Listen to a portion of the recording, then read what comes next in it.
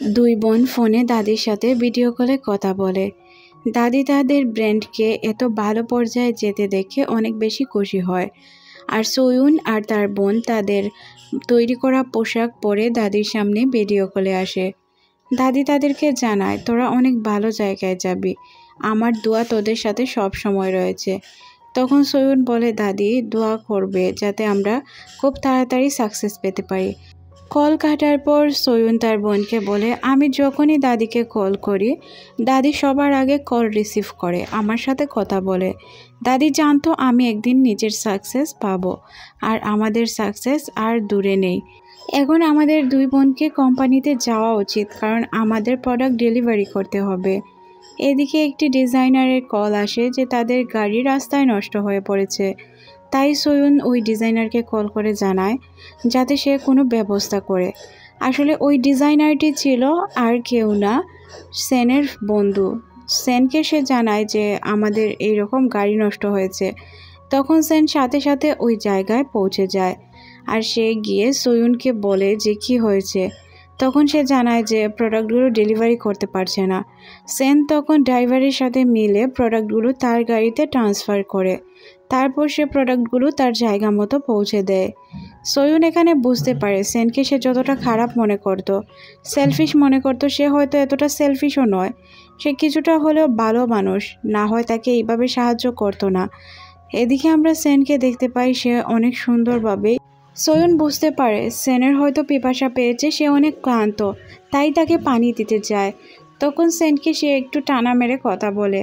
তখন সে তাকে জানায় যে যেহেতু কোম্পানির সাথে সে ডিল করেছে, আর যেই কোম্পানির সাথে সয়ুন ডিল করেছে ওই কোম্পানির সাথে তারও শেয়ার রয়েছে, তাহলে তো তাকে তার হেল্প করাই উচিত, তাই না? এই জন্য মূলত সে হেল্প করেছে, তাছাড়া আর তার কোনো উদ্দেশ্য নেই। তখন সয়ুন বলে, ভালোই তো হয়েছে, আমি কি বলেছি তোমার আর কোনো উদ্দেশ্য রয়েছে? আচ্ছা, ভালো কাজ করেছো হেল্প করে। এখন বুঝলাম যে তুমি স্বার্থ ছাড়া কিছু করো না। সিন পরিবর্তন হয়, আমরা দেখতে পাই সেন গাড়িতেই ঘুমিয়ে পড়ে। আসলে সে অনেক বেশি ক্লান্ত ছিল। ক্লান্ত থাকায় সে ঘুমিয়ে পড়েছিল। সয়ুনের ঘাড়ে মাথা রেখে সে ঘুমিয়ে পড়ে। এটা সয়ুনের ভালোই লাগে, তাই সে আর তাকে এখান থেকে সরায় না। সয়ুনও তার জন্য কিছু ফিল করতো, তাই হয়তো সে তাকে সরানোর সাহস পায়নি। সিন পরিবর্তন হয়, সবাইকে আমরা একই সাথে দেখতে পাই। প্রোডাক্ট ডেলিভারি হওয়ার কারণে তারা মোটামুটি খুশি ছিল। অন্য প্রোডাক্টগুলো নিয়ে তারা কাজ করছিল। তাদের নতুনভাবে প্রোডাক্ট ডেলিভারি দিতে হবে, তাই ডিজাইনিং নিয়ে যখন তারা কথা বলছিল তখন জানতে পারে যে তাদের প্রোডাক্টগুলো নাকি ভালো নয়। সবাইকে যেই প্রোডাক্ট দেখানো হয়েছিল ওইটা দেওয়া হয়নি, ডুপ্লিকেট দেওয়া হয়েছে। সাথে অনেকেই এটা লাইভে এসে বলছিল। সয়ুন বুঝতে পারে এর পেছনে হয়তো কারো না কারো হাত রয়েছে। তখনই হিমিংয়ের কাছে এই খবর পৌঁছে যায়। হিমিংও বুঝতে পারে এর পিছনে অবশ্যই কোনো না কোনো রহস্য রয়েছে। হিমিংয়ের বোন লিয়ং এসে তাকে বলে, কী রে, আমি তোকে বলেছিলাম না এই মেয়ের সাথে ডিল না করতে? তোকে একবার নয় বারবার বলেছি ডিলটি ক্যান্সেল করে দে, তুই ডিল ক্যান্সেল করিসনি, এখন দেখ কী অবস্থা। সে বলে, আমি তাকে বিশ্বাস করি। তারপর সে সয়ুনের সাথে দেখা করে তাকে জানায় যে দেখো, তোমার যদি কোনো টাকার প্রয়োজন হয় তাহলে তুমি আমাকে বলতে পারো, আমি তোমাকে সব ধরনের সাহায্য করতে প্রস্তুত আছি। আর দ্বিতীয় কথা, তুমি মনে করো না হয়তো তোমার এই প্রোডাক্ট নিয়ে যে কথা উঠেছে এটা আমি বিশ্বাস করে নিব। আমি খুব ভালো করেই জানি হয়তো এখানে কারো না কারো হাত রয়েছে, আর ওইটা আমাদেরকে খুঁজে বের করতে হবে। মানুষের কথায় কান না দিয়ে ভালোভাবে কাজ করে যাও, সাকসেস অবশ্যই আসবে। আর তোমার সাকসেস বেশি দূরে নয়, আমি তোমাকে অবশ্যই সাহায্য করব। এখানে সয়ুন বুঝতে পারে যে ছেলেটিকে সে যতটা খারাপ মনে করত সে অতটা খারাপও নয়। তাই সে তাকে বলে, আচ্ছা আমাদের পার্সোনাল আর প্রফেশনাল সম্পর্ক আলাদা রাখলে ভালো হয় না? তখন সে বলে, হ্যাঁ আমি তো বলেইছি আমি তোমার বন্ধু হিসাবে তোমাকে সবসময় পাশে থেকে সাহায্য করতে চাই। যদি তুমি আমার সাহায্য গ্রহণ করো তাহলেই, আর গ্রহণ না করলে কি আর করার, আমি তো ইনভেস্ট করেছি টাকা, আমি ফেরত নিতে চাই না।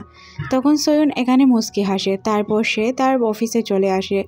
অফিসের সবার অবস্থা খুবই খারাপ ছিল, কেউই ঠিকঠাকভাবে কথাই বলতে পারছিল না, কারণ তাদের অফিসের অবস্থা খারাপ।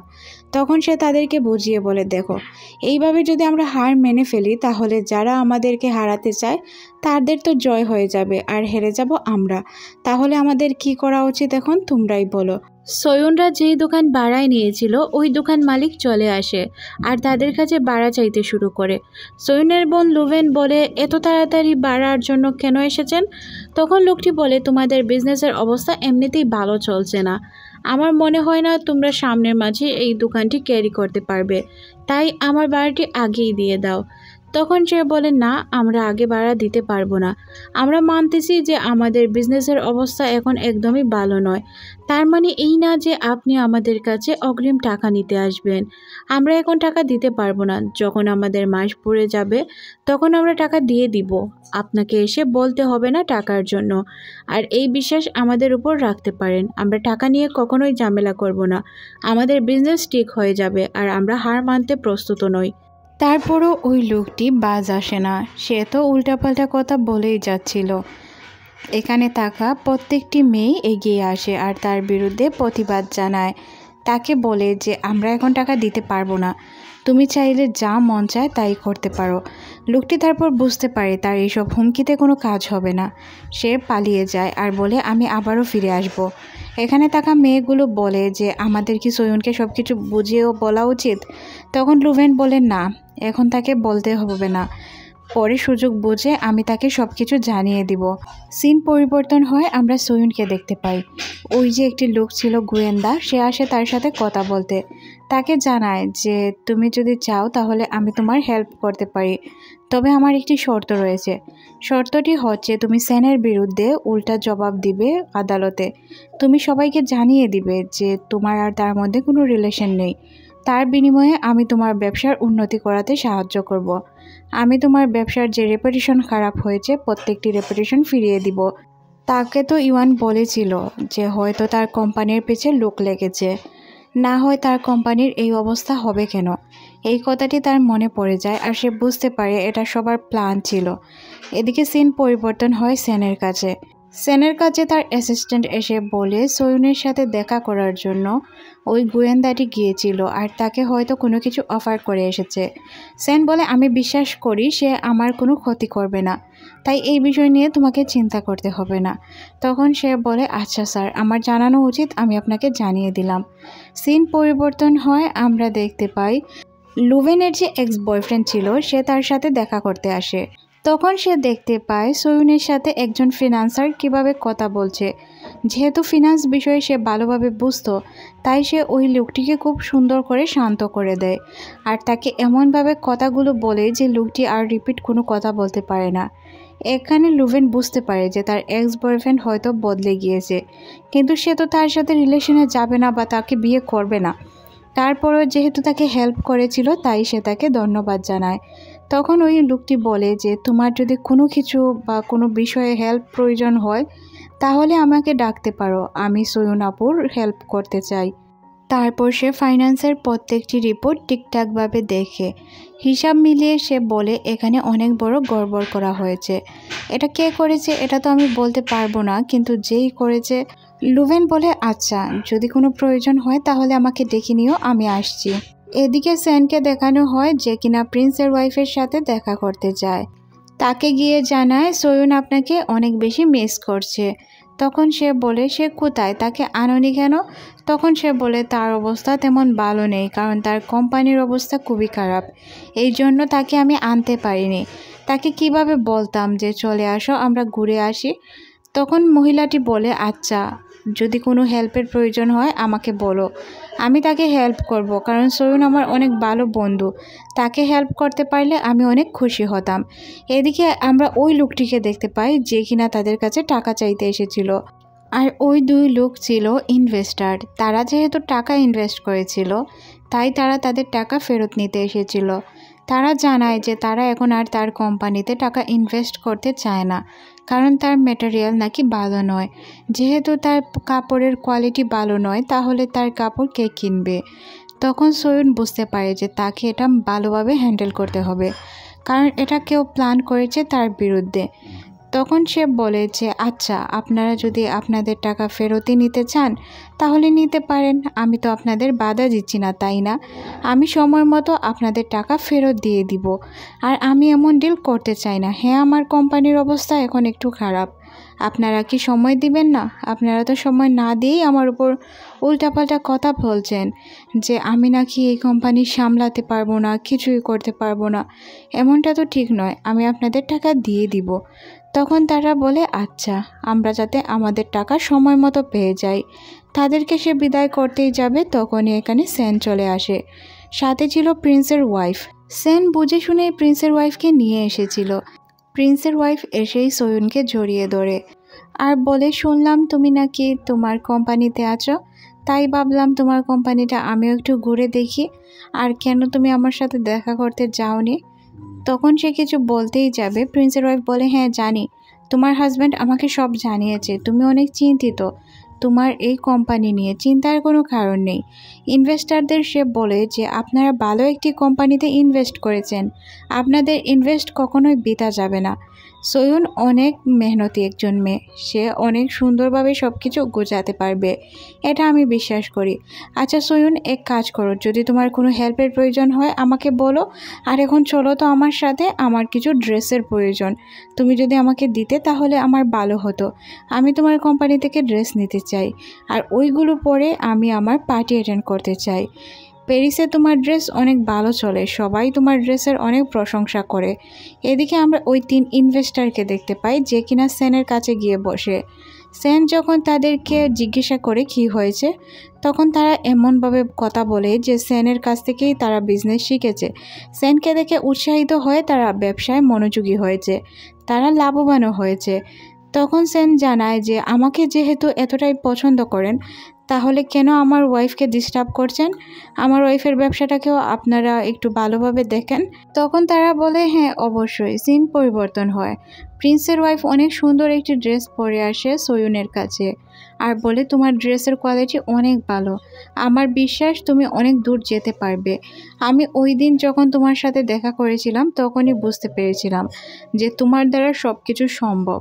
তাই আর তোমাকে বলছি, পিছনে ফেরার কোনো কারণ নেই, তুমি সামনের দিকে এগিয়ে যাও। আমি আমার বান্ধবীদেরকে বলবো যে তোমার অনলাইন শপ থেকে ড্রেস অর্ডার করার জন্য। তখন সে বলে, অবশ্যই, দোয়া করবেন। তারপর সে তাকে বিদায় দিয়ে এখান থেকে চলে যেতে চাইলে তার সেনের সাথে দেখা হয়। সেন তখন তাকে জানায় যে আমি জানি তুমি আমার কাছ থেকে টাকা নিবে না, তবে আমি তোমাকে সাহায্য করতে চাই। এটা হয়তো আমার ভুল নয়, তাই না? আমি যদি তোমাকে সাহায্য করি তাহলে তো তোমার খারাপ লাগার কথা নয়। আমি জানি একটি কম্পিটিশন আছে, ওই কম্পিটিশনে যদি তুমি অংশগ্রহণ করো, তোমার ড্রেসের কোয়ালিটি সবাই দেখে, তাহলে তোমার ড্রেস ভালো চলতে পারে। আর এই কম্পিটিশনে তোমার ড্রেসের কোয়ালিটির উপর কথা উঠেছে। এই কম্পিটিশন যদি তুমি জিতে যাও তাহলে এই কোয়ালিটির উপর যে প্রশ্নটা আছে ওইটা চলে যাবে। তখন সে বলে, এটা তো অংশগ্রহণ করার সময় চলে গিয়েছে। সেন বলে, আমি অংশগ্রহণের জন্য আবেদন করে দিয়েছি, তোমায় চিন্তা করতে হবে না।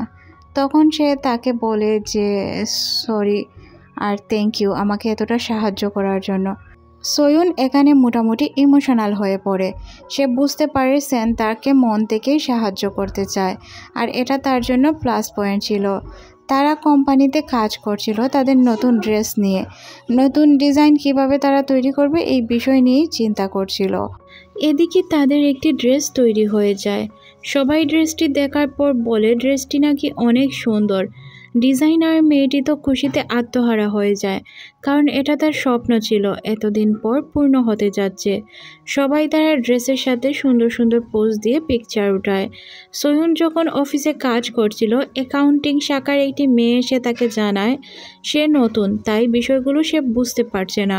তাকে বিষয়গুলো বুঝিয়ে দেওয়ার কথা বলে। সোয়ুন বুঝতে পারে অ্যাকাউন্টিং শাখায় যে ছেলেটি ছিল সে এখন আর নেই, তাই তার কাজ করতে অনেক বেশি কষ্ট হচ্ছে। তারপর তার মনে পড়ে যায় লুভেনের বয়ফ্রেন্ডের কথা, তাই সে লুভেনের কাছে যায় আর তাকে গিয়ে বলে, আচ্ছা তোর এক্স বয়ফ্রেন্ডের নাকি জব নেই, তুই যদি চাস তাকে কি আমাদের কোম্পানিতে জবে রেখে দিব? কারণ সে অনেক ভালো কাজ করে, আমার মনে হয় তাকে রেখে দেওয়া ভালো হবে। লুভেন বলে, রেখে দাও, তার জন্য এটা ভালো হবে, সে ছেলে হিসাবে খারাপ নয়। তারপর কুন্তাইকে ডেকে নিয়ে আসা হয়। কুন্তাই বলে যে আমার কাজ শেষ, আমি চলে যাচ্ছি। তখন সোয়ুন বলে, আচ্ছা তুমি যাওয়ার আগে আমি তোমাকে কিছু কথা বলতে চাই, তুমি কি আমাদের এখানে জব করতে চাও? যদি করতে চাও তাহলে 3 মাস তুমি জব করে দেখতে পারো। যদি তোমার মনে হয় এখানে ভালোভাবে থাকতে পারবে তাহলে থাকবে, আর না হয় চলে যাবে। কুন্তাই অনেক বেশি খুশি হয়, কারণ তার একটি জবের অনেক বেশি প্রয়োজন ছিল। সে বলে, এত ভালো জব কি কেউ ছাড়তে চায়? আমি জবটি করতে রাজি। তারপরে আমরা দেখতে পাই তাদের কাছে একটি টেক্সট আসে। টেক্সটটি এমন ছিল যে তারা ওই কম্পিটিশনে অংশগ্রহণ করতে পারবে না। আর এটা জানার পর তারা সবাই আপসেট হয়ে যায়। আর যারা এই কম্পিটিশনটি রেখেছিল তাদের সাথে যোগাযোগ করে। তারা জানায়, তোমাদের রেপুটেশন একদমই ভালো নয়, তাই আমরা চাইলেও তোমাদের কোম্পানিকে রাখতে পারবো না। ডিজাইনার মেয়েটি অনেক বেশি রেগে যায় আর উল্টাপাল্টা কথা বলতে চায়। তবে এখানে অন্যরা তাকে সামলে নেয়, কারণ এই বিষয় নিয়ে কথা বলা তাদের জন্য ঠিক নয়। এদিকে সেনও সব বিষয় জানতে পারে। তখনই সেনের জন্য ইন্টারভিউয়ের কল আসে। সেন বলে, তুমি ডাকো ইন্টারভিউয়ারদের, আমি ইন্টারভিউ দিব। ইন্টারভিউ নেওয়ার জন্য যে মহিলাটি এসেছিল সে তাকে প্রশ্ন করে, আচ্ছা আপনার ওয়াইফ যে নতুন বিজনেস ক্রিয়েট করেছে বা তার যে একটি কোম্পানি আছে ওইটার বিষয়ে আপনি কি কোনো মতামত দিতে পারেন? তখন সে বলে, হ্যাঁ, আমার ওয়াইফ নিজের পায়ে দাঁড়াতে চায়, সে স্বাবলম্বী হতে চায়। আর সে যদি স্বাবলম্বী হতে চায় তাহলে বাধা দেওয়ার অধিকার তো আমার নেই, তাই না? কিন্তু হ্যাঁ, সে আমার কাছ থেকে কোনো ইনভেস্টমেন্ট নেয়নি, সে নিজের দমে পুরো কাজটি করেছে। তার কোম্পানি দাঁড় করিয়েছে সে নিজে। হ্যাঁ, আমি জানি তার কোম্পানির পিছনে মানুষ লেগে গিয়েছে, কারণ আমাদের কোম্পানির পিছনেও তো সেম ঘটনাই ঘটায়। তার কোম্পানি ছোট বলে সবার নজরে পড়ছে, তাই না? আমাদের কোম্পানি বড়, আমাদের কোম্পানির প্রোডাক্টও অনেকে নকল করে আমাদের কোম্পানির হিসেবে চালিয়ে দেয়। ঠিক তেমনভাবেই হয়তো আমার ওয়াইফের সাথেও ঘটনাটি এমন ঘটেছে, কিন্তু আমি তাকে বলেছি আমি সাইবার ক্রাইমের মামলা করব। সে আমাকে কোনো অ্যাকশন নিতে দেয়নি। তবে এমন না যে আমি পরবর্তীতে অ্যাকশন নিব না। যেহেতু এটা লাইভ টেলিকাস্ট হচ্ছিল তাই সোয়ুন পুরো বিষয় দেখতে পারে। আর সে দেখার পর বুঝতে পারে সেন যা যা কথা বলেছে ঠিকই বলেছে। এখানে সে কিছুটা ইমোশনাল হয়ে যায়, কারণ তার হাজব্যান্ড তাকে সাপোর্ট করছিল, এটা তার জন্য অনেক কিছু। পরদিন সকালে সে অফিসে চলে আসে। আসার পর দেখতে পায় যে তার ইন্টারভিউ এতটাই ভাইরাল হয়েছে, সবাই তাদের এখানে পজিটিভ রিভিউ দিচ্ছে। যারা ড্রেসগুলো ফেরত দিতে চাচ্ছিল তারাই আবার তাদের ড্রেসগুলো নিয়ে নিচ্ছে। আবার তারা এটাও বলছে যে অর্ডার অনেক বেশি আসছে। এতগুলো অর্ডার দেখে তারা তো অনেক বেশি খুশি হয়ে যায়। প্রিন্সের ওয়াইফও ওই ড্রেসটি পরে একটি অ্যাওয়ার্ড ফাংশনে গিয়েছিল। এখান থেকেও তাদের ড্রেস অনেক বেশি অর্ডার হচ্ছিল। এটা দেখে সোয়ুন অনেক বেশি খুশি হয়ে যায় আর বুঝতে পারে তাদের কাজের গতি আরও বাড়াতে হবে, একটি লাইভ প্রোগ্রাম তাদের রাখতে হবে। এখানে তারা মডেল এবং ওই ডিজাইনার মেয়েটিকে দিয়ে একটি লাইভ প্রোগ্রাম রাখা হয়, যেখানে তারা বলে, আমাদের প্রোডাক্ট আমরা নিজেরাই তৈরি করি, আমাদের প্রোডাক্টের কোয়ালিটি অনেক ভালো। আপনারা যারা বুয়া বলে আমাদের সম্বোধন করছেন তাদের উদ্দেশ্যে বলে রাখি, এইসব করে কোনো লাভ হবে না। আমরা আমাদের মতো কাজ করেই যাব। আর আপনারা যদি কপি প্রোডাক্ট নিয়ে থাকেন আর আমাদের উপর দোষ চাপান তাহলে তো হবে না, তাই না? তাই আপনাদেরকে বলে রাখি, প্লিজ এমনটা করবেন না। ওই গোয়েন্দাটি তাদের লাইভ দেখতে পায়। লাইভ ভাইরাল হওয়ার পর তাদের কাজ আরও বেড়ে যায়। এদিকে সোয়ুনের কাছে কল আসে যে আপনারা চাইলেই কম্পিটিশনে অংশগ্রহণ করতে পারবেন, আমরা আপনাদেরকে একটি অ্যাপ্লিকেশন পাঠিয়ে দিচ্ছি।